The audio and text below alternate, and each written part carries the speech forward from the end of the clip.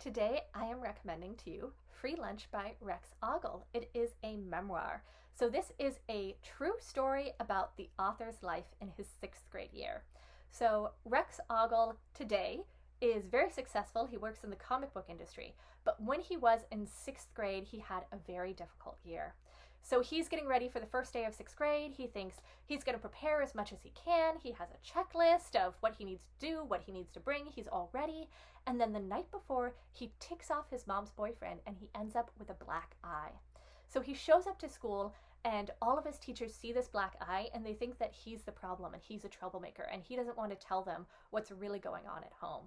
And even worse, lunchtime comes and he doesn't have any money for lunch. And his mother told him that she had signed him up for this free lunch program. And so he goes into the lunch line and he goes to pay and he tries to tell the lunch lady really casually, like, oh, I'm on the free lunch program, Rex Ogle, look it up, Ogle. And she isn't understanding because she can't hear very well. And so eventually he has to raise his voice. He gets so frustrated because everyone in line behind him is like, dude, why aren't you paying? Come on, I want to come and eat my lunch. Let's get it over with. And so he yells out, I'm on the free lunch program. And he is mortified because all of his classmates, most of whom are pretty well off, realize that he is not in the same boat as them and that his parents can't afford to pay for his lunch. And so he goes and he sits down and he feels alone and dejected and he thinks that this year is just going to go horribly. And the year does get worse before it gets better. But eventually he does meet people who accept him for who he is and his life starts to turn around and he starts to draw and make his own comic books.